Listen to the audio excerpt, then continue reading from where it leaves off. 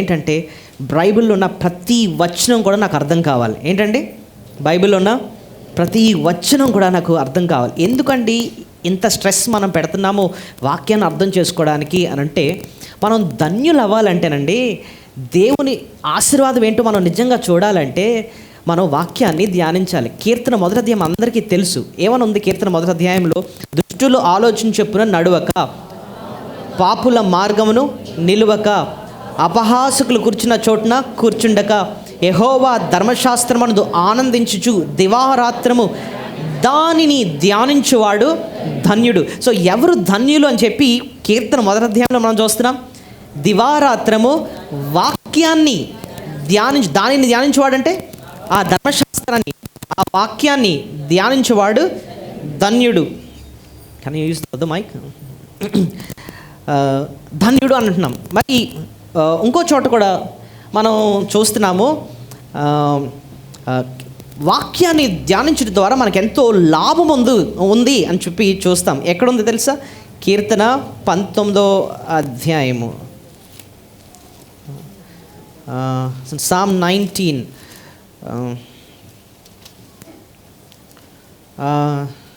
11, కీర్తన 19:11. వాటిని గైకొనుట వలన గొప్ప లాభము కలుగును. లాభం అంటే ఎంతమందికి ఇష్టం అండి? ఇక్కడ నష్టం ఎవరికైనా ఇష్టమా? వద్దండి. మాకేం కావాలి? లాభం కావాలండి. సో బైబిల్లో మనకి జవాబు దొరికింది. ఏమని రాస్తుందట? వాటిని గైకొనుట వలన గొప్ప లాభం. సో దేవుని వాక్యాన్ని పట్టుకొని, వాక్యాన్ని ధ్యానిస్తూ, వాక్యానికి విధేయత చూపించిన వారి జీవితంలో ఏం కలుగుతుంది? ప్రభు ఆ లాభాన్ని ఆయన డిఫైన్ చేస్తాడు. నీ జీవితంలో ఏంటి లాభం అన్నది ఆయన నీకు అనుగ్రహిస్తాడు అనమాట. సో ఆ లాభాన్ని మనం అనుభవించాలంటే వాక్యాన్ని పట్టుకోవాలి. సో నేను ఒకే తీర్మానం చేసుకున్నాను, దేవా నువ్వు ఇచ్చావు, 66 గ్రంథాలు ఇచ్చావు, ప్రతి వచనాన్ని నేను చదవాలి, దాన్ని అర్థం చేసుకోవాలి. అర్థం చేసుకుంటేనే దాన్ని నేను అవలంబించుకోగలను, అప్పుడే నేను ఇతరులకి బోధించగలను. కాబట్టి ఆ మాటల యొక్క అర్థం నాకు నేర్పించు. కొన్ని వచనాలు ఈజీగా అర్థమవుతాయి, ఎందుకంటే డైరెక్ట్గా మనకు అర్థమైపోతాయి. కొన్ని ఎంతో స్టడీ చేస్తే తప్ప, ప్రభు మీద ఆధారపడితే తప్ప ఆ సత్యాలు మనము గ్రహించుకోలేం. ఫర్ ఎగ్జాంపుల్, ఈ రోమిల్కి రాసిన పత్రిక అంత సులభంగా అర్థమైపోయే అంత పత్రిక కాదు. సో దాన్ని కొంత స్టడీ చేయాలన్నమాట. ప్రభు ఆయన కళ్ళు తెరిస్తే తప్ప, ఓహో ఇదా ఇక్కడ ప్రభు రాయిస్తున్నాడు మనకి అని చెప్పి మనకు అర్థం కాదు. సో ఇది మనం 2వ అధ్యాయము 17 నుంచి 29 వచనాలు మనం ధ్యానించుకుందాం. అయితే ఈ భాగం యొక్క సారాంశం ఏంటో మీకు పరిచయం చేయకముందు మనం ఒకటి గుర్తుపెట్టుకుందాం. ఏంటంటే, మన జీవితంలో మనం చాలా ప్రశ్నలు అడుక్కుంటూ ఉంటాం కదండి. ఇప్పుడు ఫర్ ఎగ్జాంపుల్ మనకి ఏమైనా తెలియదు అనుకోండి, మనం ఏమైనా నేర్చుకుందాం అనుకుంటున్నాం, వెళ్ళి తెలిసిన వారిని అడుగుతాం, ప్రశ్నలు అడుగుతాం కదా. కొంతమంది ఎటువంటి ప్రశ్నలు వేస్తారంటే, ఏమండి ఆరోగ్యంగా ఉండాలంటే ఏం చేయాలండి ప్రశ్న వేస్తాం, అవునా కదా. మనకు తెలియదు. ఏమండి మరి బాగా సంపాదించాలంటే ఏం చేయాలండి, కొంచెం ధనవంతులు అవ్వాలంటే ఏం చేయాలి కాదు. They some problem with this mic. నేను ఈ మైక్ వాడతాను. అడైనా కదులుతున్నట్టు ఉంది చూడండి, లేదా ఇది ఒకసారి ఆఫ్ చేయండి. నేను ఈ కీబోర్డ్ ఇది కిరకిరం సౌండ్లు వస్తుంది. Hello, okay. స్టాండ్ ఇస్తారా? Stand white.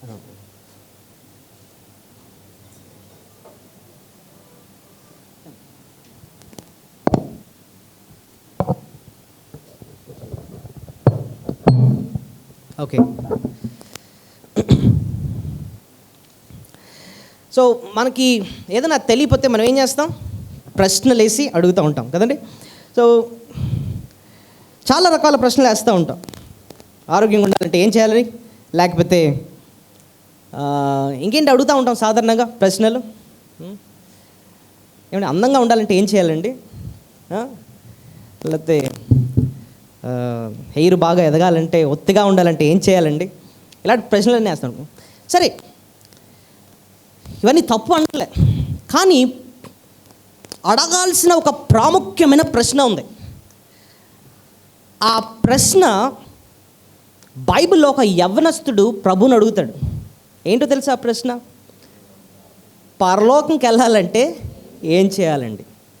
The most important question. మీరే చదవండి మత్తయి సువార్త 19వ అధ్యాయం. మత్తయి సువార్త 19వ అధ్యాయము. ఏంటి యవనస్తుడు అడిగిన ప్రశ్న ఏంటో చూద్దాం.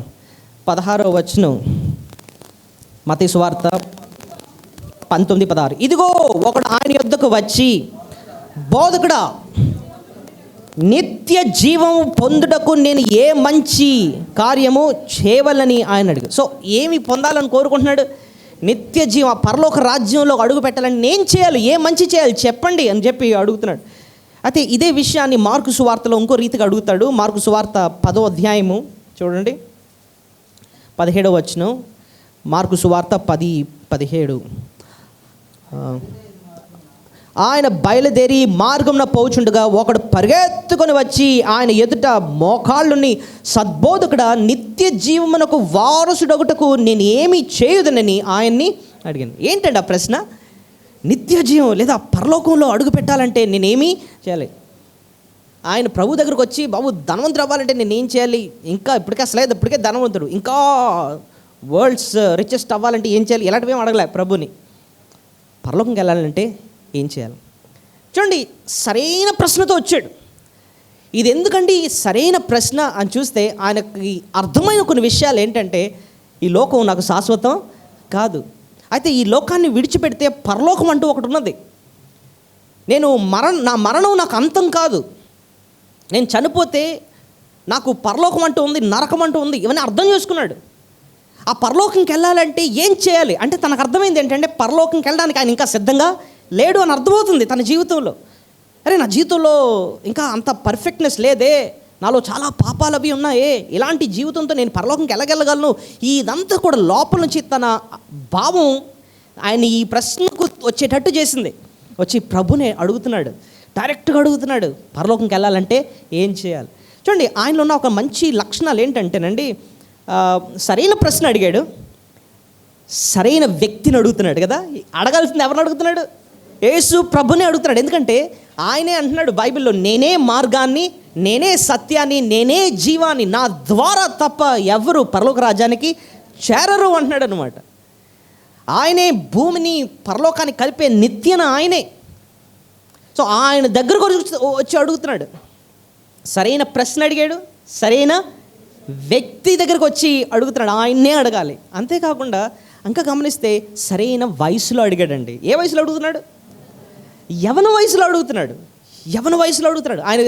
ఎందుకంటే యవన వయసులో అడుగుతాడు. సాధారణంగా ఇలాంటి ప్రశ్న ముసలప్పుడు లేకపోతే మొత్తం వయసు అయిపోయిన తర్వాత ఆఖరిలో కదా అడగాలి అని అంటే ఆయనకి తెలుసు, అంతవరకు నేను ఉంటాను గ్యారంటీ లేదు. లైఫ్ ఈజ్ వెరీ అన్సర్టన్ అని అర్థమైంది ఆయనకి. ఏమో ఎంతకాలం ఈ లోకంలో బ్రతుకుతానో అన్నది ఆయనకి గ్యారంటీ లేదనమాట. సాధారణంగా యవనస్తులకి ఎలాంటి క్వశ్చన్లు ఏమైనా వస్తూ ఉంటాయో, ఏమండి మంచి జాబ్ కొట్టాలంటే ఏం చేయాలండి, లేకపోతే సివిల్స్ కొట్టాలంటే ఏం చేయాలండి, ఇలాంటి క్వశ్చన్లు వేస్తారు. కానీ బాబు పరలోకంకి వెళ్ళాలంటే ఏం చేయాలి? ఈ క్వశ్చన్ సాధారణంగా యవనస్తులకు రాదన్నమాట. కానీ ఈయన యవనస్తుడు అలాంటి ప్రశ్నతో డైరెక్ట్గా ప్రభువునిచ్చి అడుగుతున్నాడు. సరైన వయసులో అడుగుతున్నాడా. ఆయనకు అర్థమైంది, లైఫ్ ఈజ్ అన్సర్టన్. జీవితం అనేది నీటి బుడగ లాంటిది. బైబిల్లోనే అంటుంది కదా, జీవితం ఆవిరి లాంటిది, అడవి పువ్వు వంటిది. ఎప్పుడు చనిపోతానో నాకు తెలీదు. అడగాల్సింది ఎప్పుడో కాదు, ఇప్పుడు అని చెప్పి యవన వయసులో సరైన ప్రశ్నతో సరైన వ్యక్తి దగ్గరికి అడుగుతున్నాడు. ఇంకోటి తెలుసా, సరైన దృక్పథంతో అడుగుతున్నాడు. ప్రభు దగ్గరికి ఎలాగొచ్చాడు తెలుసా? పరిగెట్టుకొని వచ్చి మోకాళ్ళలోని ప్రభుని అడుగుతున్నాడంట. అంటే ఇదేంటో తర్వాత తేలిగ్గా ఎప్పుడు తెలుసుకుందామలే, అది కాదండి. ఐ వాంట్ దట్ ఆన్సర్ అని చెప్పి with a sense of urgency, అర్జెంట్గా ఇప్పుడే నాకు తెలుసుకోవాలి అన్నట్టుగా అని అడుగుతున్నాడు. సరేనండి, ఆయన మనకు నేర్పిస్తుంది ఏంటంటే సరైన ప్రశ్న ఏంటది? నేను పరలోకానికి వెళ్ళాలంటే ఏం చేయాలి? ఇప్పుడు మనం విశ్వాసులంగా ఒక ప్రశ్న, అలాంటి ప్రశ్న వేసుకోవాలి. ఏంటంటే, నేను ఇప్పుడు చనిపోతే పరలోకంలో నిజంగానే వెళ్తానా లేదా అన్న ప్రశ్న వేసుకోవాలండి. మరి ఎంతమంది నిజంగా అలాంటి ప్రశ్న ఇప్పటి వరకు వేసుకున్నారు? నిజంగా ఎవరైనా అడుగుతూ ఉంటారా? మీరు ఎప్పుడైనా మనసులో అడుగుకుంటూ ఉంటారా, నేను వెళ్తాను అసలు పరలోకానికి, నేను సిద్ధంగానే ఉన్నానా? ఎందుకంటే ఎనీ టైం ఈ లోకాన్ని మనం విడిచిపెడతాం కదండి. మరణం అన్న పిలుపు ఎప్పుడన్నా ఎవరికన్నా ఏ టైంలోనా రావచ్చు. ఎవరు ఇక్కడ వాళ్ళు ఎవరన్నా నేను మాత్రం 100 సంవత్సరాలు బ్రతుకుతా అన్నవాడు ఎవరన్నా గ్యారంటీ ఇస్తారు ఇక్కడ? ఎవరు అనలేం కదండి. 100 సంవత్సరాలు కాదు కదా, రేపు వరకు ఉంటాం లేదు, గ్యారంటీ లేదు మనకి. అలాంటి లైఫ్స్ మనవి. కాబట్టి ఈ ప్రశ్న అన్నది చాలా ఇంపార్టెంట్. ప్రతి ఒక్కళ్ళు వేసుకుని నేను ఇప్పుడు చనిపోతే పరలోకానికి వెళ్తానా లేదా అలాంటి ప్రశ్న ఆ యవనస్తుని అడుగుతున్నాడు. అయితే ప్రభు దానికి జవాబు చాలా చక్కగా చెప్తూ, అంటే అదంతా నేను వివరణ ఇవ్వను కానీ, ఆ వ్యక్తిలో పరలోకానికి వెళ్లకుండా అడ్డు ఉండే ఒక 2 పాపాలు పైకి తీసుకొని చూపిస్తాడు. మళ్ళీ ఒకసారి చెప్తున్నాను, పరలోకానికి వెళ్ళకుండా ఆయన అడ్డుతున్న 2 పాపాలు ఎత్తి చూపించాడంటే ఏంటో తెలుసా? ఆ పాపాలు, ఒకటి స్వనీతి. అది ఎలా తెలిసిందండి అని అంటే, ప్రభు అన్నాడు ఆజ్ఞలు పాటించు అని అన్నాడు అనమాట. అంటే ఏ ఆజ్ఞలు అని చెప్పి ఆజ్ఞలన్నీ ప్రభువే చెప్తా ఉంటాడు. ఏంటది? నరహత్య చేయొద్దు, వ్యభిచరించొద్దు, దొంగలించొద్దు, అబద్ధ సాక్షి పలక. ఆ ఆజ్ఞలన్నీ కొన్ని ప్రభు చెప్పాడు. వెంటనే వాడన్న జవాబు ఏంటో చెప్పండి. ఇవన్నీ నేను చిన్నప్పటి నుంచే పాటించేస్తున్నాను అంటే మనోడు ఉద్దేశం ఏంటి? చిన్నప్పటి నుంచి నేను చాలా పర్ఫెక్ట్గా బ్రతుకుతున్నాను, ఇలాంటివి ఏమీ కూడా నా జీవితంలో లేవు, ఇంకేమన్నా కొదువు ఉంటే నాకు చెప్పు, అది కూడా చేసి పడేస్తాను. అంటే తను అంటుంది ఏంటంటే, నా నీతి నాకు చాలు, నేను చాలా పర్ఫెక్ట్గా బ్రతుకుతున్నాను, నాలాంటోడు ఎవడు ఈ ప్రపంచంలో లేడు, చనిపోతే నేనే వెళ్ళాలి, ఇంకేమన్నా మిగిలితే చెప్పి అది కూడా చేసేస్తాను. నా భక్తి మీద ఆధారపడ్డమే దాన్ని ఏమంటారంటే స్వనీతి. చెప్పండి, స్వనీతి. నిజంగా మన నీతే, మన సొంత నీతే మన పరలోక రాజ్యానికి తీసుకెళ్ళగలితేనండి అసలు యేసుప్రభు ఈ లోకానికి రావడం వేస్ట్ అండి. ఎందుకంటే పరలోకం వెళ్ళడానికి అంత ఎవరి చేతిలో ఉన్నట్టు? మన చేతిలో. మనకున్ని నీట్గా భక్తిగా ఉంటే మన చేతిలో ఉంది పరలోకం. అలాంటప్పుడు ఇంక యేసుప్రభు ఎందుకు రావడం? వేస్ట్ కదా. ఇంకోటి, నిజంగా మన నీతే మనం పరలోక రాజ్యానికి తీసుకెళ్తే ప్రభువుని స్తుతించడం వేస్ట్ అండి. ఎందుకంటే ఎవరిని స్తుతించుకోవాలి? ఇంకా మనల్ని మనమే స్థుతించుకోవాలి. ఆదివారం వచ్చి అసలు జాన్సన్ నీలాంటోడు ఎవరు లేడు ఇక్కడ, అసలు నీ నీతి ఎంత గొప్పది అని చెప్పి నన్ను నేను స్థుతించుకోవాలి. ఎందుకంటే నా భక్తి, నా నీతి కదా నన్ను పరలోక రాజ్యాన్ని తీసుకెళ్తుంది. అది ఎంత భయంకరమైన బోధ చూడండి. అందుకోసం ప్రభు అతనున్న ఒక పాపాన్ని బయటకు తీసుకొస్తున్నాడు. ఏంటంటే, నీలో స్వనీతి ఉందని చెప్పి 4 ఆజ్ఞలు చెప్తున్నప్పుడు అన్నాడు, ఇవన్నీ నేను పాటించేస్తాను, అయితే నీలో ఒకడు కొదువుగా ఉంది అంటున్నాడు అనమాట. సో అక్కడ తన స్వనీతిని తను చూపిస్తున్నాడు. ఇంకోటి ఏంటంటే ధనాపేక్షను చూపిస్తున్నాడు. ఎలాగ ధనాపేక్షను ఎలా చూపించాడండి? ఇంకో నీ దగ్గర చాలా ఆస్తి ఉంది కదా, నీకు పరలోకాన్ని ఇస్తాను. ఏది ఇస్తాను? నీకు పరలోకాన్ని ఇస్తాను. ఆ ధనాన్ని విడిచిపెట్టి నన్ను వెంబడించు. నా దగ్గర ఆన్సర్ వచ్చిందా లేదా ఆ వ్యక్తికి? వచ్చింది. అంతేనా ప్రభువా? ఏంటి ఎలాగా వదిలేయాల్సిన ఆ ధనం అంతేనా? అది వదిలేస్తే నీ దగ్గరకు వస్తే నువ్వు పరలోకం ఇస్తావు, పాతి పని ఏదో ధనం అని చెప్పి పాడేది ప్రభుని వెంబడిస్తే నిత్య జీవం వచ్చును, పరలోకం వచ్చును. మనోడు వ్యసనపడి, ఎందుకంటే పరలోకం అన్నా నాకు వద్దుగానే, నాకు ఏది కావాలి? నా భక్తి నాకు చాలు, అంతేకాకుండా నా డబ్బు నాకు చాలు, పరలోకం నాకు వద్దు. సో ఆన్సర్ దొరికి దానికి పాటించకుండా వెళ్ళిపోయాడు అనమాట. నా స్వనీతి నాకు చాలు, నా ధనం నాకు చాలు. సో ఇదేనండి ఈ రోమా 2వ అధ్యాయము ఈ విషయం అంతా ఎందుకు చెప్పానంటే, ఆ స్వనీతి అన్నది మనలో ఉందో లేదో పరీక్షించుకోవడానికి ఈ భాగం ఉందండి. ఏ భాగం? రోమా పత్రిక 2వ అధ్యాయము 17 నుంచి 29 వచనాలు కదా చదివాం కదా, ఆఖరి చదివాం కదా. ఈ భాగంలో ఆ స్వనీతి అన్న పాపం మనలో ఉందా లేదా, మన భక్తి మీద మనం ఆధారపడే మనమే ఏదో చేసి పరలోకానికి వెళ్ళిపోగలం అలాంటి స్వనీతి మనలో ఉందా అన్నది పరీక్షించడానికి ఈ భాగము రాయబడింది. అయితే ఈ భాగంలో ఒక్క పాయింట్లో మనం ఏముందని అని చెప్పాలంటే, స్వనీతి మనలోంచి పోవడానికి దేవుడు ఈ భాగంలో నుంచి ఒక 3 పాఠాలు మనకు నేర్పిస్తున్నాడు. ఎన్ని పాఠాలు? 3 lessons to overcome self righteousness. ఆ స్వనీతిని విడిచిపెట్టి ప్రభు ఇచ్చే నీతి మీద ఆధారపడడానికి ప్రభు ఈ భాగంలో నుంచి మనకు 3 పాఠాలు నేర్పిస్తున్నాడు. ఆ ధనవంతుడు పరలోకాన్నే పోగొట్టుకున్నాడు. ఎందుకు? ఆయన ఉన్న పాపం ఏంటి? ధనాపేక్ష, ఇంకా తన స్వనీతి, తన భక్తి చాలు అనమాట తనకి. నేనేదో నన్ను పాటించేస్తున్నాను చాలు, ప్రభు ఇచ్చే నీతి నాకు వద్దు అన్నట్టుగా. ఎందుకు ఏంటండి ఈ రోమా పత్రిక 2వ అధ్యాయంలో ఆ స్వనీతిని జయించడానికి ప్రభు నేర్పిస్తున్న ఆ 3 పాఠాలు ఏంటండి అని చూస్తే, క్లుప్తంగా నేను మీ ముందు పెట్టి నేను ముగిస్తాను. మొదటి పాఠం ప్రభు మనకు నేర్పిస్తుంది ఏంటంటే, క్రైస్తవ కుటుంబంలో పుట్టినంత మాత్రాన పరలోకానికి వెళ్ళము. ప్రభువును రక్షించమని వ్యక్తిగతంగా అడగాలంట. చెప్పండి, క్రైస్తవ కుటుంబంలో పుట్టినంత మాత్రాన మనం పరలోక రాజ్యానికి వెళ్ళము. డాక్టర్ కుటుంబంలో పుట్టినంత మాత్రాన డాక్టర్ అయిపోతావా? అవ్వం కదండి. డాక్టర్ గారి దగ్గరికి వెళ్తాం సర్జరీ చేయించుకోవడానికి. మా అబ్బాయి ఉన్నాడండి, వాడు చేస్తాడు, చేయించుకోండి అంటే చేయించుకుంటాం. వాడి దగ్గర చేయించుకోం. ఎందుకంటే డాక్టర్ పుట్టిన వాడు డాక్టర్ అయిపోడు. అలాగే విశ్వాసకు పుట్టినవాడు డైరెక్ట్గా విశ్వాస అయిపోడు.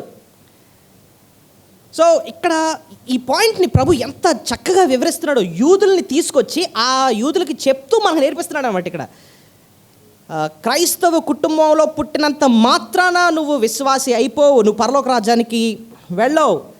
ఆ ప్రభువుని వ్యక్తిగతంగా అడగాలట. ప్రభువా నన్ను కూడా రక్షించి నీ రాజ్యంలో చేర్చుకోను. అలాగా అడిగితేనే మనం పరలోక రాజ్యానికి చేర్చు. ఎలా చెప్పాడండి ఇక్కడ చూడండి, 2:17 ఈ పాయింట్ని ఎలా చెప్పాడో చూద్దాం. 2:17 నీవు యూదుడవని పేరు పెట్టుకొని ధర్మశాస్త్రమును ఆశ్రయించి దేవుని యందు అతిశయించుచున్నావు కావా? ఎలాగ ఒక ప్రశ్న వేస్తున్నాడు ఇక్కడ యూదులతో మాట్లాడుతూ. మీరు ఏం పేరు పెట్టుకున్నారు? నేను యూదునండి అని పేరు పెట్టుకొని ధర్మశాస్త్రమును ఆశ్రయించి దేవుని నువ్వేం పడుతున్నావు? అతిశయం అంటే ఏంటి? గర్వం అనమాట. ఏయ్ నాకు చెప్తున్నావేంటి? నేను ఎవరిని అనుకుంటున్నావు? యూదుణ్ణి. నాకేముంది తెలుసా? దేవుడిచ్చిన ధర్మశాస్త్రం ఉంది, ఎవరికన్నా వెళ్ళి చెప్పుకో, నాకు చెప్పడం కాదని చెప్పి నేను యూదుని కాబట్టి పరలోకానికి వెళ్ళిపోతాను. నాకు ధర్మశాస్త్రం దేవుడు మాకు ఇచ్చాడు కాబట్టి మేమందరం ఎక్కడికి వెళ్ళిపోతాం? పరలోకానికి వెళ్ళిపోతాం. వీళ్ళకి మారు మనసు లేదు, యేసు ప్రభుత్వం ఏమొద్దు. వాళ్ళు దేని మీద ఆధారపడుతున్నారు చెప్పండి? వాళ్ళకున్న ధర్మశాస్త్రం అంటే ఇంకేంటంట, వాళ్ళ ఎవరట? యూదులు. అక్కడ ఎవరు వస్తుంది? నేను ఎవరిని ఏమని పేరు పెట్టుకున్నారట? ఇంతకీ యూదులు అంటే ఎవరండి? యూదులు అంటే ఎవరు?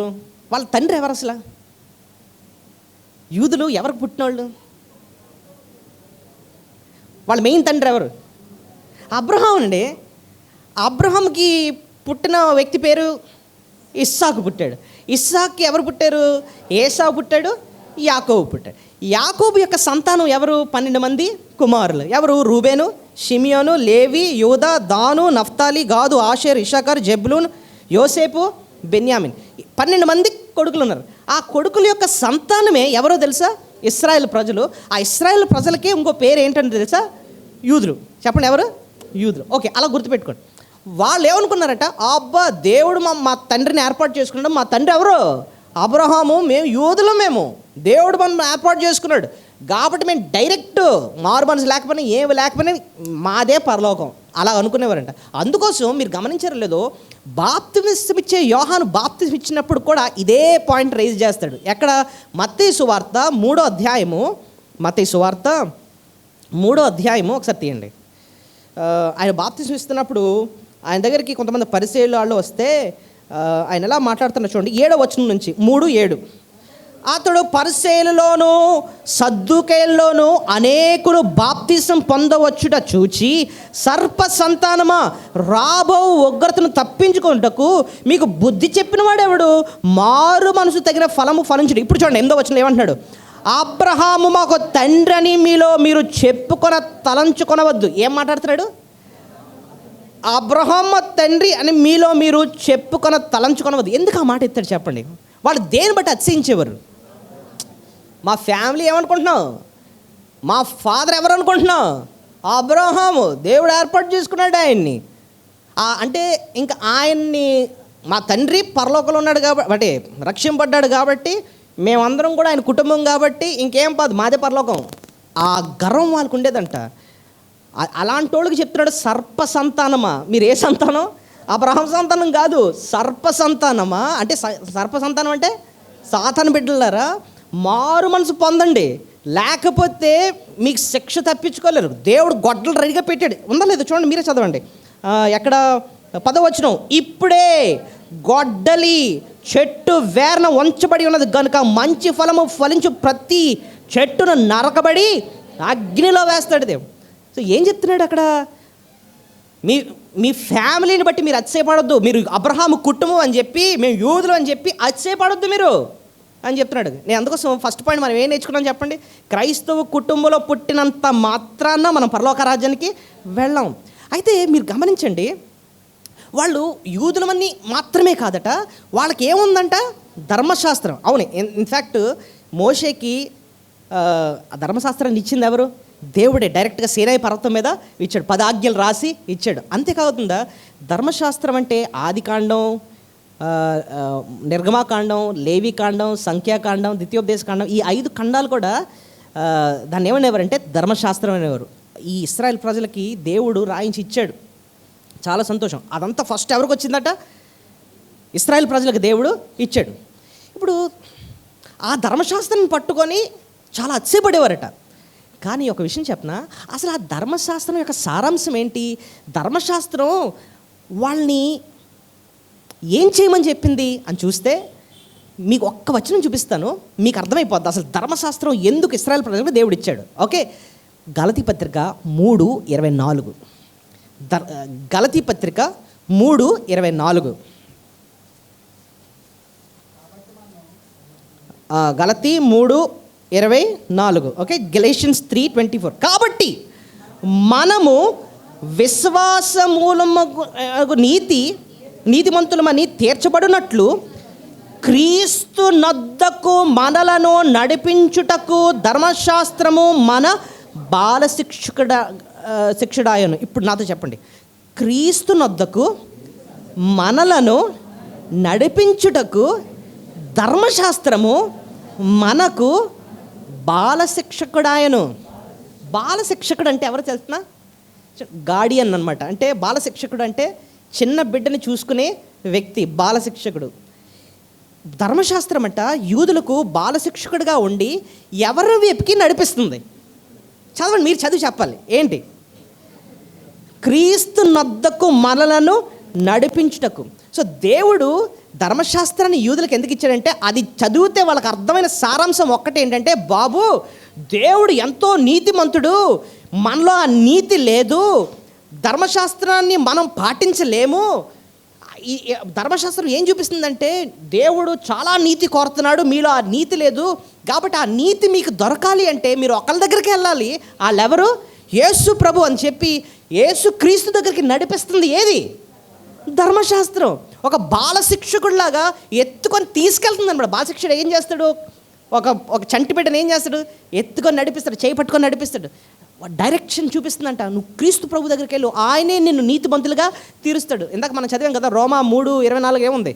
నమ్మువారు ఆయన కృపచేతనే క్రీస్తునేసినందు విమోచన ద్వారా ఉచితముగా నీతిమంతులుగా తీర్చబడదు. ఇంతకీ నీతి ఎందుకండి అవసరం? పరలోక రాజ్యంలో అడుగు పెట్టాలంటే మనకు ఉండాల్సిన ఏకైక అర్హత ఏంటి? నీతి. అక్కడ రాసి ఉంటుంది కదా మత్తయి సువార్తలో, శాస్త్రుల నీతి కంటేను పరిసయ్యుల నీతి కంటేను మీ నీతి అధికము కాని యెడల మీరు పరలోక రాజ్యంలో ప్రవేశించరు. సో పరలోకంలో అడుగు పెట్టాలంటే ఉండాల్సిన లక్షణం ఏంటి? నీతి. అయితే ఇంతకీ ఆ నీతి అంటే ఏంటండి అని అంటే, అదే మత్తయి సువార్త 5:48 వచ్చినప్పుడు అంటాడు, మీ పరలోకపు తండ్రి పరిపూర్ణుడు గనక మీరు కూడా పరిపూర్ణంగా ఉండాలంటాడు అనమాట. నీతి అంటే ఏంటంట? పరిపూర్ణత, అంటే పర్ఫెక్ట్ అనమాట. ఒక్క పాపం కూడా మనలో ఉండకూడదంట. మరి అంత నీతి ఎవరుందండి? ఎవరికి లేదు. అందుకోసం శిష్యులు ఒకసారి యేసుప్రభు దగ్గరకు వచ్చినప్పుడు ఆయన్నే డైరెక్ట్గా అడిగేస్తారు. మత్తయి సువార్త 19వ అధ్యాయంలో, దేవా ఇలాగైతే ఎవరు రక్షింపబడగలరు నాయన అంటారు. చూడండి, మీరే చదవండి. మత్తయి సువార్త 19వ అధ్యాయం 25వ వచనం. మత్తయి సువార్త 19వ అధ్యాయము 25వ వచనం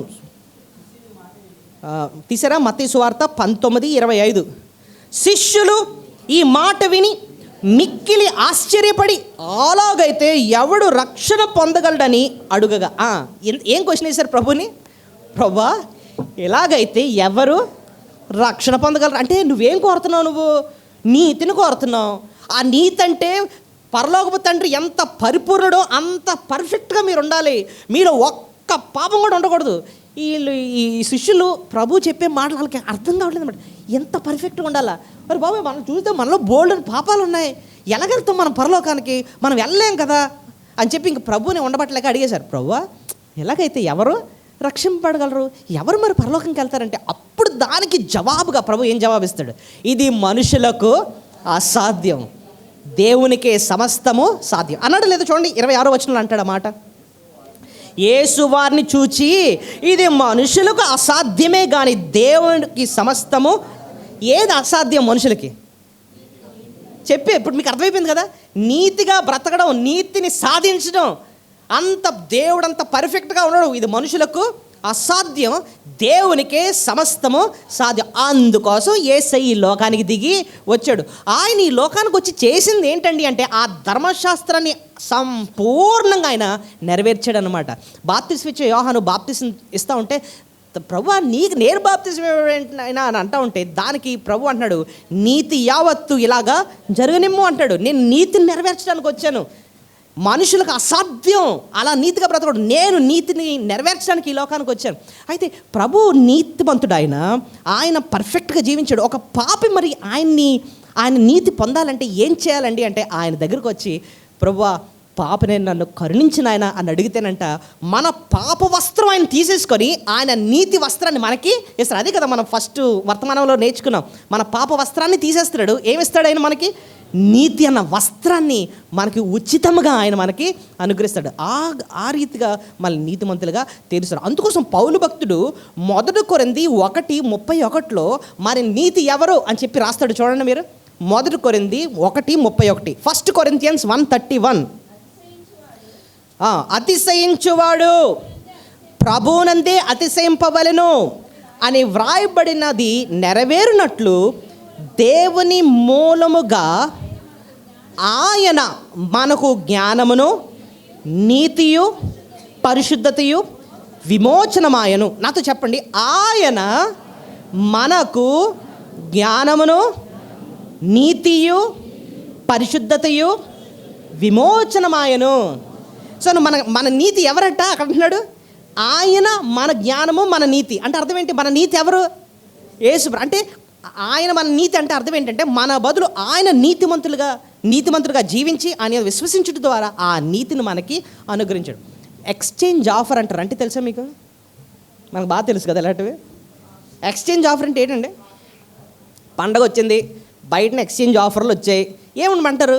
బాబు మీ దగ్గర బండి ఉందా? డొక్కు బండి ఉందా? ఆ డొక్కు బండి తీసుకొచ్చేయండి, మేము మీకు ఏమిస్తాం? కొత్త బండి ఇస్తాం అంటాం. చూసారా? మీ డొక్కు బండి మాకు ఇచ్చే మా కొత్త బండి తీసుకో అంటాం. దేవుని దగ్గర, ప్రభు దగ్గరకు వస్తే అంటాడు అనమాట, నీ మురికి వస్త్రం ఉంది చూసావా, అది నాకు ఇచ్చేయి. ఎందుకంటే దానికోసమే నేను రక్తం కార్చాను అని చెప్పి ఆ మురికి వస్త్రాన్ని తీసేశాడు. ఆయన నీతిని మనకి ఇచ్చాడు. ఈ సంఘటనని అర్థం చేయించడానికండి మత్తయి సువార్త 22లో ఒక మంచి ఉపమానం ప్రభు చెప్పాడండి. చూడండి, ఒక పెండ్లి విందు లాంటి ఉపమానం చూడండి. మత్తయి సువార్త 22, Matthew 22. ఇక్కడ ఒక పెండ్లి జరుగుతుంది. మత్తయి సువార్త 22 తీసారా? రైట్. ఇక్కడ జరిగిన ఒక చిన్న స్టోరీ ఏంటంటే ప్రభు చెప్పిన ఉపమానం, ఒక రాజు ఆయన కుమారునికి పెళ్లి చేస్తున్నాడు. పెళ్ళి చేసి మొత్తం అందరికి ఇన్విటేషన్స్ పంపించాడు. బాబు అందరు రండి, నా కుమారుని వివాహంలో పాలు పొందండి అని చెప్పి అందరికీ ఇన్విటేషన్స్ పంపించాడు. ఇన్విటేషన్స్ కార్డు ఇస్తే ఒకడు రాలేదట. వాడేమో పొలంకి వెళ్ళాడట, వాడేమో ఆ పనికి వెళ్ళాడు, వాడేమో ఈ పనికి వెళ్ళాడట. మొత్తానికి రాజుగారు ఎంతో విందును సిద్ధపరిచి అందరినీ రమ్మంటే ఆయన విందు కార్డుని పక్కన పడేసి, ఆయన ఇచ్చిన ఇన్విటేషన్ పక్కన పడేసి రాకపోతే ఆయన ఏం చేసినట్టు? అవమానించినట్టు. సో మళ్ళీ పనులను పంపించాడట. ఆ పనులను లెక్క చేయలేదట, మళ్ళీ పంపించాడంట. వాళ్ళు కొట్టేసి కొంతమంది చంపేశారట. అంతే.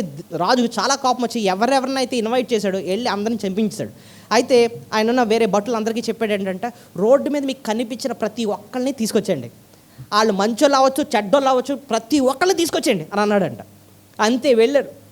అప్పటికప్పుడు సడన్గా పెళ్ళికి వచ్చేయండి అని అంటే, ఇప్పుడు సాధారణంగా మనకు పెళ్ళికి వెళ్ళాలంటే ఏం చేస్తాం? కనీసం నెల నుంచి ఆలోచిస్తాం, ఏం బట్టలు వేసుకోవాలి, ఒకవేళ చీర లేకపోతే ఏది కొనుక్కోవాలి, ఏం చొక్కా వేసుకోవాలి, ఇన్ని ఆలోచిస్తాం. సడన్గా వచ్చేయండి పెళ్ళికనంటే అప్పటికప్పుడు కొత్త వస్త్రాలు ఎక్కడ వచ్చేస్తాయి? రోజంతా పని చేసి చెమటతో మురికితో ఉన్న మనుషులు అన్నమాట. వాళ్ళు ఉన్న పాళంగా వచ్చేసారు. దేనికి? పెళ్ళికి వచ్చారు. అయితే రాజుగారు చాలా మంచి ఆయన ఏం చేశారంటే, వచ్చిన వాళ్ళందరికీ కూడా ఒక్కొక్క పెండ్లి వస్త్రం ఇచ్చేయండి. పెండ్లి వస్త్రం అందరూ ఇలా కోట్లు ఇచ్చారనమాట. పెళ్లి కుమారులు, అదే పెళ్ళికి వచ్చిన వాళ్ళందరికీ, లేకపోతే లేడీస్ అందరికేమో మంచి చీరలు ఇచ్చేసారు. అందరూ వేసేసుకున్నారు. వాళ్ళు చూస్తే ఆ మురికి వస్త్రం అంతా తీసేశారు. రాజుగారు ఇచ్చిన బట్టలు వేసేసుకున్నారు. దగ్గ మెరిసిపోతున్నారు. భలే ఉంది, విందులో ఎంజాయ్ చేస్తున్నారు. ఒక్కడున్నాడట అందులో మాత్రం, వాడు మాత్రం అందులోనే తిరిగేస్తున్నాడంట. పెళ్లి మండపంలోనే తిరిగేస్తున్నాడు. కానీ వాడికి ఏమీ లేదు, పెండ్లి వస్త్రం లేదట. అరే ఉచితంగా ఇస్తున్న వస్త్రాన్ని నాకు వద్దనుకున్నాడు, ఆ మురికి వస్త్రంతోనే తిరుగుతున్నాడు. అప్పుడు రాజు అంత చూస్తే ఈయన కనిపించాడంట. అందరికీ ఉచితంగా ఇస్తున్నాను కదా వస్త్రాన్ని, అందరూ చక్కగా ధరించారు, కానీ వీడేంటి అసలు ఉచితంగా ఇచ్చింది వద్దన్నాడంటే, ఒక రకంగా వాడేంటంటే నువ్విచ్చే వస్త్రం నేను ఎందుకు వేసుకోవాలి, నువ్విస్తే పెద్ద నేను వేసుకోవాలేంటి, నేను కొనుక్కొని వేసుకుంటాను అంతే. అంటే ఒక మాటలో చెప్పాలంటే నా నీతి నాకు చాలు, నువ్విస్తే వస్త్రం నాకెందుకు అన్నట్టుగా రెబలియస్గా అన్నమాట. నాకొద్దు, నా భక్తి నాకు చాలులే అన్నట్టుగా ఉన్నాడు అన్నమాట. ఈ లోపల ఆ రాజు పిలిచి కుమారుడు స్నేహితుడా అని పిలుస్తాడు కదా, చూడండి 12వ వచనం 22:12 చూడండి. స్నేహితుడా, పెండి వస్త్రములు లేక ఇక్కడికి ఎలాగ వచ్చితివి అని అడుగగా వాడు మౌని అయి ఉండెను. రిప్లై కూడా ఇవ్వట్లేదు. అంటే అర్థం ఏంటి, నీకు నేను జవాబు చెప్పేదేంటి, నువ్వు అడిగితే నేను చెప్పేదేంటి. ఆడ గర్వం చూడండి అసలు. దెబ్బకి ఏమంటాడు చూడండి రాజు, అంతటా రాజు వీని కాళ్ళు చేతులు కట్టి వెలుపటి చీకట్లో త్రోసివేయడి, అక్కడ ఏడ్పును పండ్లు కొరుకటి ఉండనని పరిచారకులతో చెప్పాను. ఆయన ఇచ్చిన వస్త్రాన్ని రిజెక్ట్ చేశాడు కాబట్టి ఎక్కడ పడేయమన్నాడు తీసుకెళ్ళి, ఆ చీకట్లోనూ ఏంటది అదే అక్కడ ఏడుపు ఉంటుంది, పండ్లు కొరుకుట ఉంటుంది అని పరిచారకులతో చెప్పి. ఇది ఉపమానం మాత్రమే. ఇక్కడ అద్భుతమైన పాఠం ప్రభు మనకు నేర్పిస్తున్నాడు. ఏంటో తెలుసా, ఇదిగో పరలోక రాజ్యంలో నువ్వు అడుగు పెట్టాలంటే నేనిచ్చే వస్త్రం నీకు ఉండాలి. నేనిచ్చే వస్త్రం లేకుండా నువ్వు పరలోకంలోనే చలామణి అయిపోతాను అని అనుకుంటే అది నీ భ్రమ. నీకు కాలు చేతులు కట్టి ఎక్కడేస్తాను నేను, చీకట్లో అగ్నిగుండం. ఒక్క మాటలో చెప్పాలంటే అక్కడ చీకటి ఉంటుంది, లైట్ ఉంటుంది. మనకి ఇలాగా ఏముంటుందట నరకంలో, బాబు చాలా చీకటి ఉంది, కొంచెం లైట్ ఏంటంటే కుదరదు. అక్కడ కట్టిగా చీకటి అని ఎంతమందికి భయం అండి. నరకంకి వెళ్తే చీకటే. అక్కడ ఇంకేముంటాయి, అక్కడ ఏడ్పు, ఇంకా పండ్లు కొరుకుట అక్కడ ఉంటుంది అనమాట. అంత భయంకరమైనది నరకంలో వేస్తాడట దేవుడు. కానీ ఆయన ఉచితంగా ఇచ్చిన ఆ నీతి వస్త్రాన్ని ధరించుకుంటే, ప్రభువా నా భక్తి కాదు, లేకపోతే నేను క్రైస్తవుల కుటుంబంలో పుట్టినంత మాత్రాన్ని పరలోకంకి వెళ్తానని కాదు, నీవు ఇచ్చిన వస్త్రం, ఉచితంగా ఇచ్చే వస్త్రం నాకు కావాలి తండ్రి అని చెప్పి ఆ వస్త్రం ఎవరైతే తీసుకుంటారో, ఆ నీతి అన్న పైబట్ట ప్రభు ఇచ్చేది ఉచితంగా ఎవరైతే పొందుతారో వాళ్ళు మాత్రమే ఎక్కడుంటారు, పరలోక రాజ్యంలో ఉంటారు. సో ఇక్కడ పాయింట్ మనకు అర్థమైపోయింది కదా. వాళ్ళేమో యూదులని ధర్మశాస్త్రం మాకు ఉందని చెప్పి అతిశయిస్తున్నారు. ప్రభు అంటున్నాడు అది కాదు రేపు ఉదయం నేను పరలోక రాజ్యానికి చేర్చేది. ఆ పాయింట్ ఏం చెప్పుకున్నాను చెప్పండి. క్రైస్తవ కుటుంబంలో పుట్టినంత మాత్రాన పరలోక రాజ్యంలోకి చేరము, వెళ్ళము. క్రీస్తు ప్రభు ఆయన ఇచ్చిన రక్షణ పొందడానికి ఆయన దగ్గరికి వచ్చి అడగాలన్నమాట. యేసయ్యా నన్ను రక్షించు, ఆ నీతిని నాకు అనుగ్రహించు అని చెప్పి ప్రభుని అడగాలి. అప్పుడే ఎవరు వ్యక్తిగతంగా అడిగితే, కొంతమంది ఏమనుకుంటారంటేనండి మా అమ్మగారు చాలా భక్తిపర్రాలండి అని చెప్పి అమ్మగారి భక్తిని బట్టి అతిశయిస్తూ ఉంటాం. ఒక్కొక్కసారి ఆవిడ భక్తిపర్రాలు, ఆవిడ నీతిమంతురాలు లేదు, ఆవిడ వెళ్తుంది పరలోకం, నువ్వు వెళ్ళవు. ఇప్పుడు చూడండి ధనవంతుడు లాజరు కథలో తండ్రివైన అబ్రహామా ఎవరంటారు ఆ స్టేట్మెంట్, ధనవంతుడు ఎక్కడి నుంచి వరుస్తాడు, నరకంలో నుంచి పైకి చూసి ఏమని పిలుస్తున్నాడు అంటే తండ్రి ఎక్కడున్నాడు, కొడుకు అది. సో తండ్రి అక్కడున్నాడు, కొడుకేమో నరకంలో ఉన్నాడు. రక్షణ అన్నది వ్యక్తిగతమైనది. ఎవరు రక్షింపబడతారో వాళ్ళే పరలోక రాజ్యానికి వెళ్తారు. ఎవరు వ్యక్తిగతంగా అడగాలట ప్రభుని, యేసయ్యా నన్ను కూడా నువ్వు రక్షించు నాయన, నన్ను రక్షించు, మా అమ్మని రక్షించుకున్నావు, మా నాన్నని రక్షించుకున్నావు, నన్ను కూడా నువ్వు రక్షించుకో ప్రభువా, నన్ను నీ బిడ్డగా చేసుకో, నాకు నీ నీతిని అనుగ్రహించు.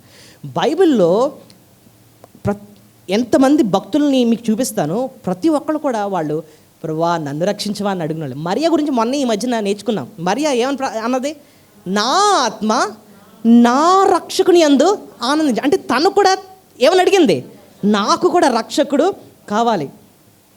సిలువ మీద దొంగ ఏమని అడుగుతాడు, నీ రాజ్యంలో వచ్చినప్పుడు నన్ను జ్ఞాపకం చేసుకుని ఆయన నన్ను నా. సో సాల్వేషన్ ఇస్ పర్సనల్, వ్యక్తిగతంగా ప్రభుని అడగాలట. మళ్ళీ ఇంకెవరు అలా అడుగుతారు చెప్పండి, గుర్తుందా మీకు? మనం లూకాసు వార్త 18 మనం చూస్తాం కదా, పరిసయ్యుడు సుంకరి ఏమని అడుగుతాడు, పాపినైనా నన్ను కరుణించు అని అడుగుతాడు అనమాట.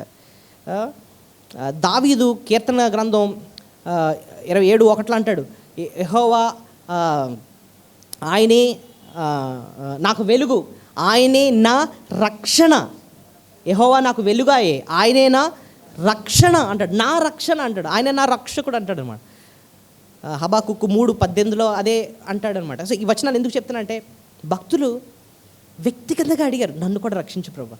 సో ఇక్కడ ఉన్న ప్రతి ఒక్కరు చాలా సంతోషం, ప్రభు రక్షకుడు అని తెలుసు, కానీ వ్యక్తిగతంగా అడిగారా? వ్యక్తిగతంగా పర్సనల్గా, ప్రభువా నువ్వు రక్షించే దేవుడు కదా, నన్ను రక్షించు ప్రభువా. తల్లిదండ్రులు అడిగారు కరెక్టే, బిడ్డలు కూడా అడగాలట. నేను ఒక అపోహలు ఉండేవాడిని అండి చాలా కాలం. చిన్న వయసులో మా తాతగారు సేవ చేశారు, నాన్నగారు సేవ చేస్తున్నారు. సో నేను అనుకునేవాడిని, అబ్బా క్రైస్తవ కుటుంబంలో పుట్టాను కాబట్టి మనం కూడా డైరెక్ట్ పరలోకమే ఇంకా అని అలాంటి ఫీలింగ్లో ఉండేవాడిని అన్నమాట చాలా కాలం. కానీ దేవుడు ఎంత ప్రేమించే దేవుడు, ఒకానొక టైంలో ఆయన వాక్యాన్ని వింటా ఉంటే ఒక పాయింట్ నెత్తి మీద కొట్టినట్టు చెప్పాడు అనమాట. ఏంటో తెలుసా? అందరూ పాపము చేసి దేవుడు అనుగ్రహించి మహిమ పొందారు. అందరూ అందరూ అందరూ అందరూ అంటే అందులో నువ్వు కూడా ఉన్నావు అన్న సంగతి నాకు ఆయన నేర్పించాడు. ఆయన even you are a sinner, నువ్వు అడగాలి ప్రభుని.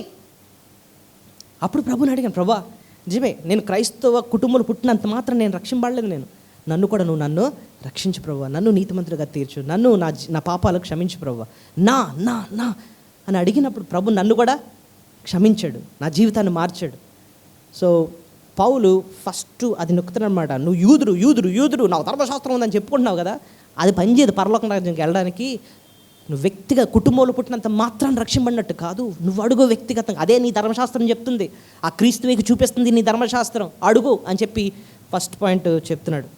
రెండోది మళ్ళీ మనం వెళ్ళిపోదాం, రోమిలికి రాసిన పత్రిక 2వ అధ్యాయం. రెండోది ఇంకేంటి, స్వనీతిని జయించడానికి ఈ భాగంలో మనం దేవుడు మనకు నేర్పిస్తుంది ఏంటండి అంటే, 2 పాయింట్ ఏంటంటే, మొదటి పాయింట్ ఏం నేర్చుకున్నాం? క్రైస్తవ కుటుంబంలో పుట్టినంత మాత్రాన మనం రక్షింపబడము, ప్రభువుని రక్షించమని అడగాలి అని నేర్చుకున్నాం. రెండోది ఏంటో తెలుసా? బైబిల్ జ్ఞానం ఉంటే సరిపోదు, బైబిల్ అధికారం కిందకి రావాలట. సో రక్షింపబడాలంటే ఏంటట? బైబిల్ జ్ఞానం ఉంటే సరిపోదు, ఆ వాక్యపు అధికారం కిందకి రావాలంటే ఒక రకంగా చెప్పాలంటే బైబిల్కి లోబడాలట. ఎలా చెప్పారండి అని చూస్తే 18వ వచనం నుంచి చూద్దాం. ఆయన చిత్తమెరిగి ధర్మశాస్త్రమందు ఉపదేశము పొందిన వాడవై శ్రేష్టమైన వాటిని మెచ్చుకొనుచున్నావు కావా?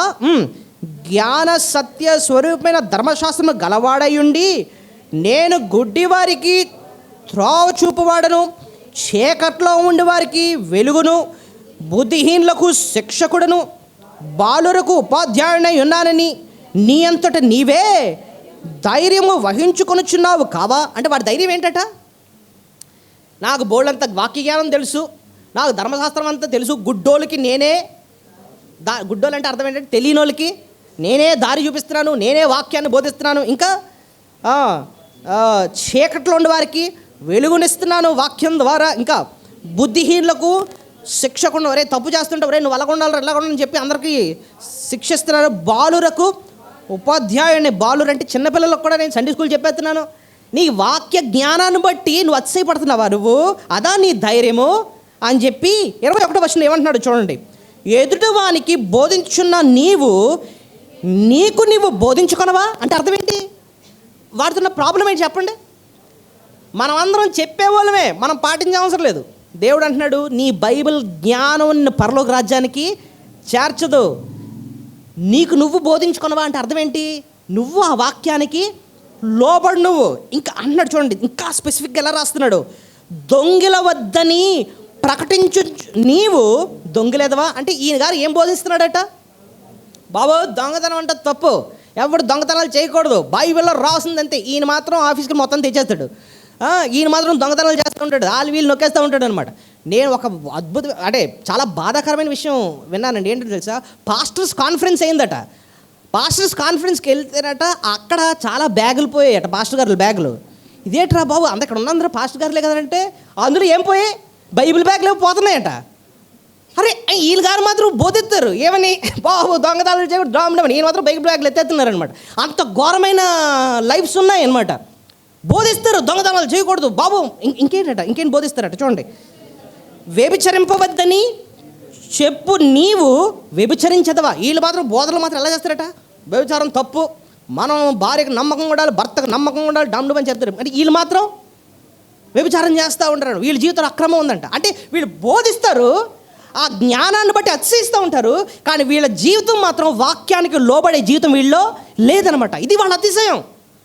దేవుడు అంటున్నాడు, నీ వాక్య జ్ఞానం నువ్వు అనుకుంటున్నావు నీకు బోల్డంత వచ్చని, నిన్ను ఆ జ్ఞానమే నిన్ను రేపొద్దు నరకంలో తీసుకెళ్తాడు. ఎందుకంటే దేవుడు న్యాయంగా తీర్పు తీర్చే దేవుడు. ఆయన వాక్యానికి లోపడకపోతే ఖచ్చితంగా శిక్ష ఉంటుంది. నీ వాక్య జ్ఞానం నిన్ను రక్షించదు అని చెప్తున్నాడు అనమాట. ఇంకేమంటున్నాడు చూడండి,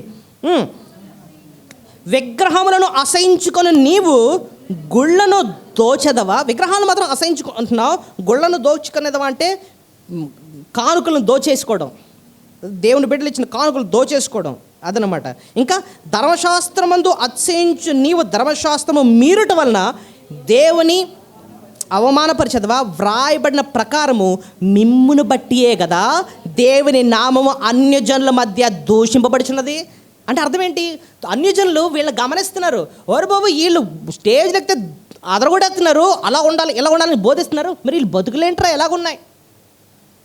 మొన్న పాస్టర్ గారిని ఐటీ ఇన్కమ్ ట్యాక్స్లో పట్టుకుంటే ఇంట్లో 120 కోట్లు దొరికాయంట, పేపర్లో వచ్చేసింది. ఇదంతా లోకం గమనిస్తుందండి. The world is watching. మీకు తెలుసా, నా జీవితంలో జరిగిన ఒక విషయం. ఒకసారి నేను వాక్యం చెప్పడానికి ఒక ఊరు వెళ్తున్నాను. రిటర్న్ వస్తున్నప్పుడు అది ఎలక్షన్స్ టైము, మొత్తం చెకింగ్ అవుతుందన్నమాట. నా బండి ఆపారు. ఆపి మొత్తం అంతా చెకింగ్ చేసిన తర్వాత అడుగుతారు, మీరు ఎక్కడి నుంచి వస్తున్నారు ఏంటి సంగతి అని అంటే, ఇలాగ క్రిస్మస్ మీటింగ్ అవుతుందండి, వాక్యం చెప్పొస్తాను. ఏమండి ఒక విషయం చెప్తాను, పాస్టర్లు నేను అసలు నమ్మనండి అని అన్నాడు. నేను ఎలాగన్నాడు ఏంట్రా బాబు అని అనుకున్నాను. డైరెక్ట్గా పోలీసు ఆయన. నేను కారు ఎక్కాను కానీ ముందు బాధపడ్డాను, తర్వాత ఎందుకు రాబా ఇలాంటి స్టేట్మెంట్ అన్నాడు అంటే వాళ్ళకి తెలుసు మా కేసు. వాళ్ళు ఉదయం లేస్తే దొంగలు ఎవరో దోచుకునే వాళ్ళు, ఎవడు రైటో ఎవడు రాంగో వాళ్ళు తెలీదా. వాళ్ళు అన్నారు, వాక్యాలు చెప్పేవాళ్ళని ఎన్ని ఉన్నాయో నేను చెప్తాను చూడండి అని అన్నాడు అనమాట. అప్పుడు నాకు ఈ వచనాలే గుర్తొచ్చాయి. బోధించేవాళ్ళు ఎక్కువ, పాటించేవాళ్ళు చాలా తక్కువ. సో రాళ్ళు ఎక్కడ పెడుతున్నా దొరుకుతాయండి, వజ్రాలు అరుదు. వాక్యం చెప్పేవాళ్ళు బోలమంది, కానీ పాటించేవాళ్ళు లోబడేవాళ్ళు చాలా అరుదు. అలాంటి సేవకులను మనం ఆశ్రయించాలన్నమాట. సో ప్రభు ఇక్కడ అంటున్నాడు, యూదులు వాళ్ళకి వాక్య జ్ఞానం బట్టి గర్వించి స్టేజ్ అదరగొట్టేయడం, కానీ వాళ్ళ జీవితంలో కూడా పాటించడం లేదా. ప్రభువే చెప్పంటున్నాడు, ఈ జ్ఞానం బట్టి నువ్వు అతిశయిస్తున్నావా? నీకు బైబిల్ తెలుసు, కానీ నువ్వు నరకంకి వెళ్తావు తెలుసా? నీ జీవితంలో మార్పు లేకపోతే, నీ జీవితంలో ఆ వాక్యానికి లోబడటం అన్నది లేకపోతే. మత్తయి సువార్త 7వ అధ్యాయం దయచేసి తీయండి. మత్తయి సువార్త 7వ అధ్యాయం.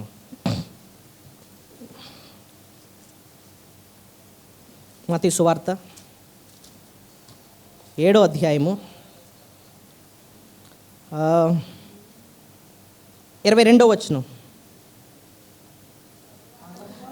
ఆ దినమందు అనేకులు నన్ను చూచి, ప్రభువా ప్రభువా మేము నీ నామమున ప్రవచింపలేదా. అంటే ఏంటి దాని అర్థం? నీ నామాన్న మేమేం చేసాం? ప్రవచించామంటే అర్థం ఏంటో తెలుసా? వాక్యం చెప్పాం, బోధించాం. కానీ 24వ వచనంకి వచ్చి చూడండి. వెయిట్ 23వ వచనం, 23వ వచనం.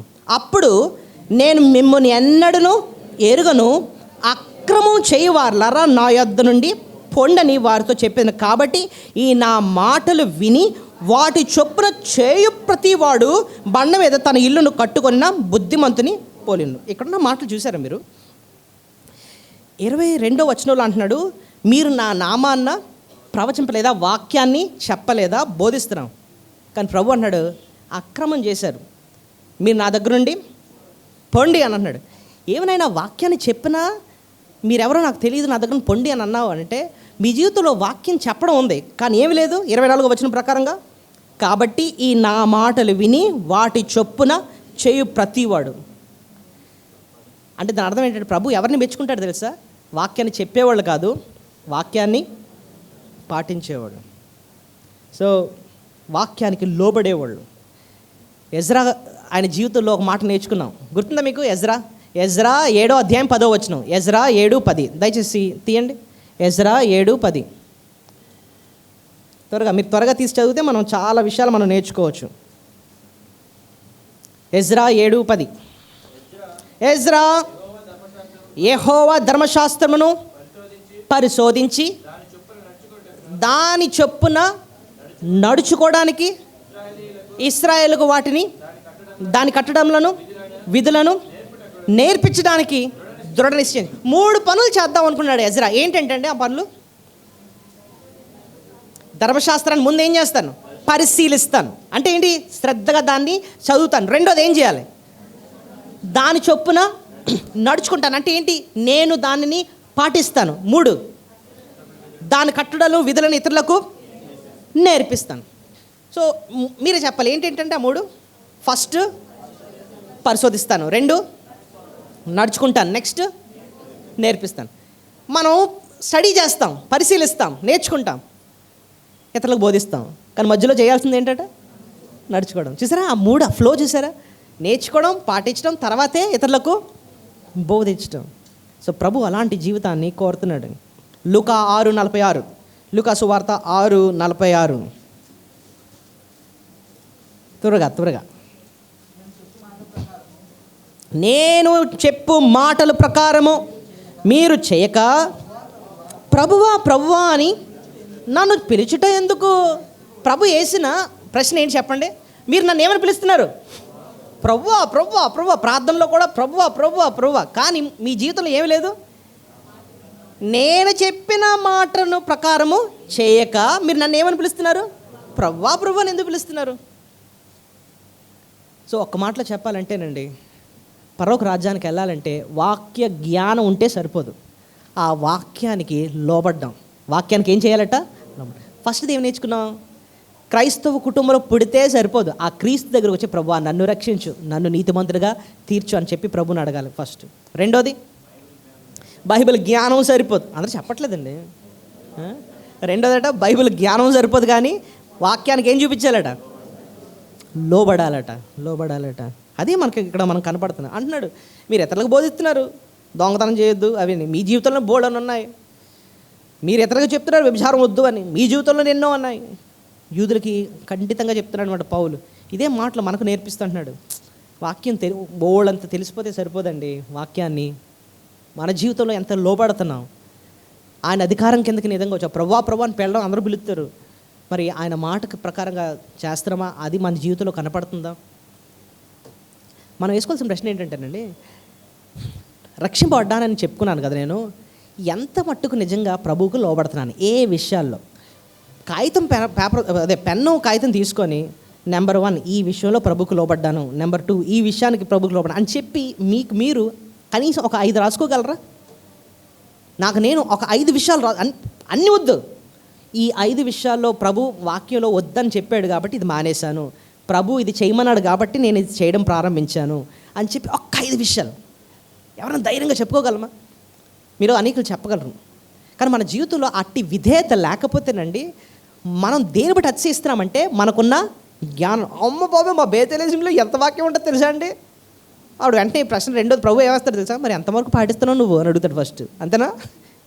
సో వాక్యం జ్ఞానం తెలుసుకోవడం అది కాదు ప్రాముఖ్యం. ఎంత పాటిస్తున్నావు, ఎంతకు లోపడుతున్నావు, నీలో ఎంత క్రీస్తు కనపడుతున్నాడు. ఇంకోటి తెలుసా, ఒక దగ్గర ఏమైనా రాస్తుంటుందంటే వాక్యం చెప్పేయడానికి స్పీడ్ చాలా డేంజర్ అంటున్నాడు. ఎక్కడ తెలుసా? మీరే చదవండి. యాకోబు పత్రిక 3:1. యాకోబు పత్రిక 3:1.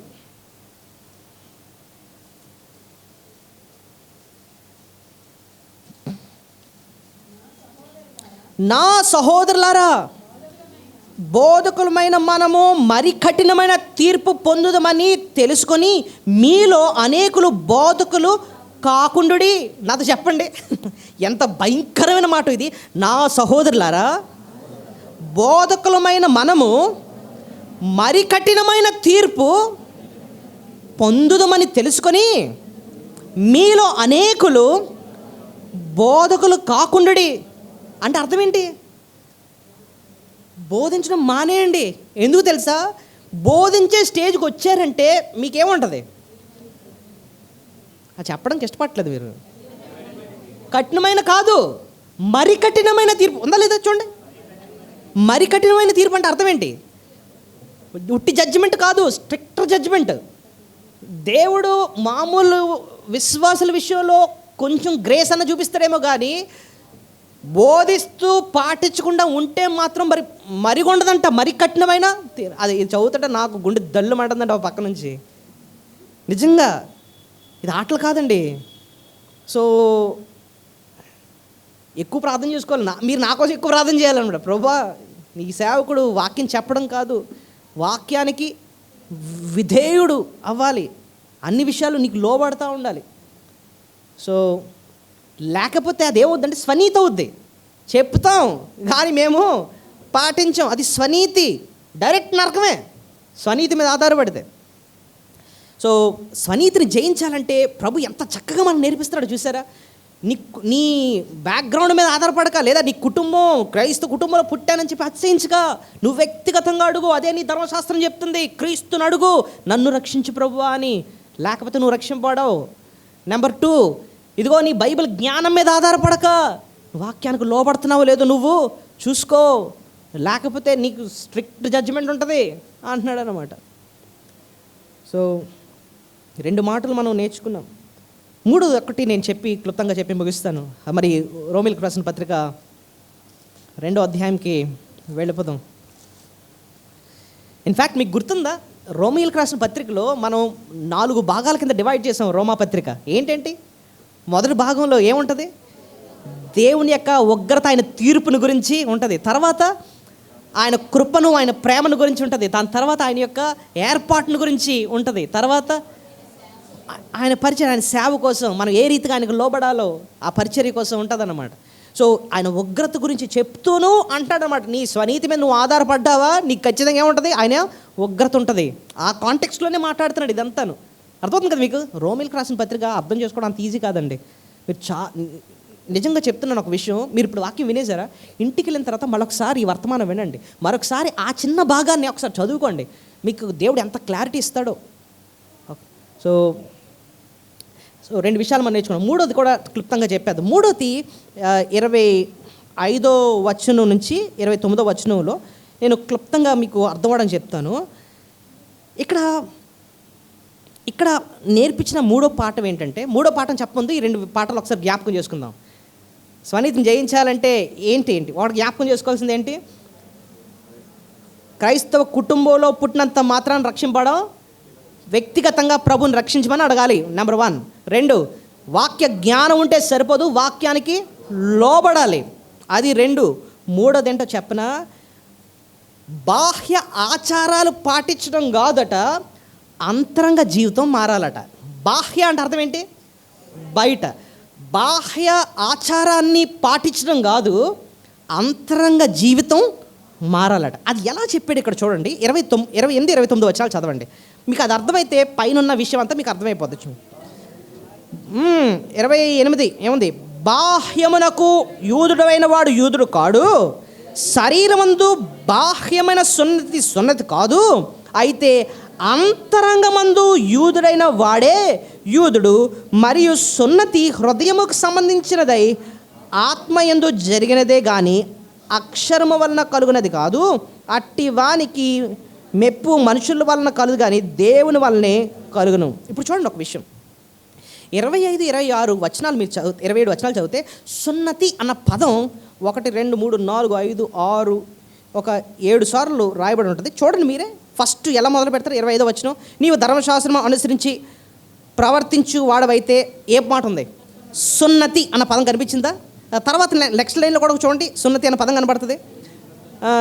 అతిక్రమించి వాడవైతివి నీ సున్నతి, మళ్ళీ అంటున్నాడు సున్నతి కాకపోవను, కాబట్టి సున్నతి లేనివాడు. దేనికోసం మాట్లాడుతున్నాడు? సున్నతి సున్నతి సున్నతి సున్నతి చెప్తాను. ఇంతకీ ఈ సున్నతి ఎవరు చేసుకునేవారు అంటే యూదులు చేసుకునేవారు. ఓకే, ఆ యూదులకి ఈ సున్నతి అంటే అది చాలా పెద్ద గొప్ప అనమాట. ఓకే, జాగ్రత్త వినండి, మంచి విషయం చెప్తున్నా. వాళ్ళు మాకు సున్నతి జరిగింది కాబట్టి మేము డైరెక్ట్ ఎక్కడికి? పరలోకమే. అదొక గర్వం వాళ్ళకు ఉండేదట. మాకు ఈవెన్ అన్యజనులు అందరినీ కూడా ఏమని తిట్టేవాడు కదా, సున్నతి లేని వాళ్ళు అండి వీళ్ళందరూ. అంటే అర్థం ఏంటంటే మేము ప్రత్యేకం, మాకేం జరిగింది? ఎంతకీ సున్నతి అంటే ఏంటండి అంటే ఒక సర్జరీ. మేల్స్కి ఆ 4 స్కిన్ని కట్ చేసేవారు అనమాట. దేవుడు అబ్రహాముకి చెప్తాడు, బాబు నువ్వు నీ సంతానం ఏం చేయాలి, మీరు సున్నతి చేయించుకోండి. ఇప్పుడు మనకు చెప్పలేదు దేవుడు, మన అన్యజనులం కాబట్టి. అది యూదులకి ఎందుకు చెప్పాడు? చాలా జాగ్రత్త వినండి, ఒక మంచి విషయం చెప్తాను. ఆదికాండం 17వ అధ్యాయం 10, 11 వచనాల్లో ఫస్ట్ టైం సున్నతి చేయమని దేవుడు అబ్రహాంకి చెప్తాడు. ఎందుకో అక్కడ రాసుంటుంది చూడండి. ఆదికాండం 17వ అధ్యాయము ఆదికాండం 17వ అధ్యాయము ఎన్నో వచనం చెప్పాను? 10వ వచనం. 11 చదవండి సరిపోద్ది. మీరు మీ గోప్యాంగ చర్మమును సున్నతి పొందవలెను, అది నాకును నీకును మధ్యను నిబంధనకు సూచనగా ఉండును. ఆగండి, సూచన అంటే ఏంటి చెప్పండి? సూచన ఇంగ్లీష్లో సైన్ బోర్డ్ అంటే ఏంటి చెప్పగలరు ఎవరన్నా? సైన్ బోర్డ్ అంటే ఇప్పుడు మన మందిరం ఇక్కడ ఉంది, ఆ జంక్షన్ దగ్గర చిన్న బోర్డు పెట్టి ఒక యారో మార్క్ పెట్టాం, బేతల్ అసెంబ్లీ యారో ఒక డైరెక్షన్ పెట్టాం. ఆ బోర్డుని ఏమంటాం? ఒక సైన్ బోర్డ్ అండి. ఇటు వెళ్తే అక్కడ మందిరం ఉంది అని చెప్పడానికి ఒక డైరెక్షన్ ఇస్తున్నాం. సో ఆ బోర్డుని ఎప్పుడైనా ఎవరైనా చూశారనుకో, వాళ్ళని ఆ బోర్డు ఒకదానికి సూచిస్తుంది. దేనికి? ఆ మందిరానికి. అంతేనా? ఇక్కడ సున్నతి అని చెప్పి సూచన అన్న మాట ఉపయోగించాడు. అంటే అర్థం ఏంటి? ఆ సున్నతి ఒక దానికి మనల్ని ఏం చేస్తుంది? సూచిస్తుంది. దేవుడు ఇక్కడ సర్జరీ, ఒక చిన్న సర్జరీ అనమాట, చాలా పెయిన్ఫుల్ సర్జరీ, అది చేయించుకోమని చెప్పాడు. ప్రతి పురుషుడు ఆ సున్నతి చేయించుకోవాలి. ఆ సర్జరీ చేస్తున్నప్పుడు ఒకటి నేర్పిస్తున్నాడు, ఒకటి చూపిస్తున్నాడు. ఏంటంటే చూపిస్తున్నాడు అంటే ద్వితీయోపదేశకాండం 30వ అధ్యాయం 6వ వచనం. ద్వితీయోపదేశకాండం 30వ అధ్యాయం 6వ వచనం. ద్వితీయోపదేశకాండం 30వ అధ్యాయము 6వ వచనం. మరియు నీవు బ్రతుకుటకై నీ పూర్ణ హృదయముతో నీ పూర్ణాత్మతో నీ దేవుడైన యెహోవాను ప్రేమించున్నట్లు నీ దేవుడైన యెహోవా తనకు లోబడుటకు నీ హృదయమునకు నీ సంతతి వారి హృదయమునకు సున్నతి చేయును. ఇప్పుడు ఒక విషయం, దేవునికి లోబడ్డానికంట దేవుడు మనకి ఒక దానికి సున్నతి చేస్తాడు. అంటే దేనికి? చర్వానికి కాదు. ఇక్కడ ఏమంటున్నాడు? హృదయానికి సున్నతి. ఇప్పుడు చెప్పండి, ఆ సున్నతి లేదా ఇశ్రాయేలు ప్రజలకు దేవుడు చెప్పిన సున్నతి ఒక దానికి సూచిస్తుంది. దేనికి? దేవుడు మన హృదయానికి చేసే సున్నతి. హృదయానికి సున్నతి చేయడం ఏంటండి? మన హృదయం అంట దేవునికి లోబడని హృదయం, రాతిగుండే. చెప్పండి, రాతిగుండే, దేవుని మాటకు అస్సలు లోబడం. మరి అలాంటి లోబడే మనసు రావాలంటే రాతి గుండెని తీసి మాంసపు గుండెని పెట్టాలి. ఆయన ఆత్మను మనలో పెట్టి ఆయనకు లోబడేటట్టు మనల్ని చెయ్యాలి. అలా మార్పు అంతరంగంలో జరగాలి. సో దేవుడు అక్కడ అబ్రహాముకి నేర్పిస్తుంది ఏంటంటే, అబ్రహాము నువ్వు నీ సంతానం లోబడాలంటే మీ హృదయాలకు నేనేం చేయాలి? సున్నతి చేయాలి. దానికోసం మీకు గుర్తు పెట్టుకోవడానికి, అది మీకు అర్థం చేయించడానికి మీరు ఒక సున్నతి చేయించుకోండి, మీ స్కిన్కి సున్నతి చేయించని చెప్పి అది కట్ చేసినప్పుడు ఆ పెయిన్ ఏం నేర్పిస్తుందంటే దేవుడు నీ హృదయానికి ఏం చేస్తాడు? సున్నతి చేస్తాడు.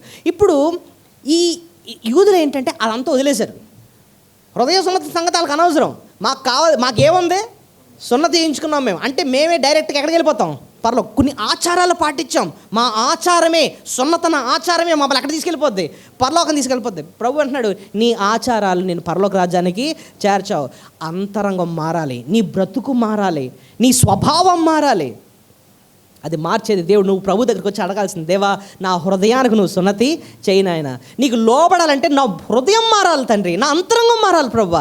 లేకపోతే పై వేషమే కానీ నువ్వు వ్యక్తిగతంగా ఉన్నప్పుడు నేను నీకు లోబడను. ఎప్పటికీ అందరి ముందు భక్తిగా నటిస్తాను కానీ ఒంటరిగా వెళ్తే, నీకు దూరంగా వెళ్తే మళ్ళీ నాది మామూలు జీవితమే నాయన. నేను నిజంగా మారాలంటే బయట వేషం కాదు, నా అంతరంగా నువ్వేం చేయాలి? నువ్వు మార్చు. ప్రభుని నిజంగా అడగాలంటే నా హృదయాన్ని మార్చు తండ్రి.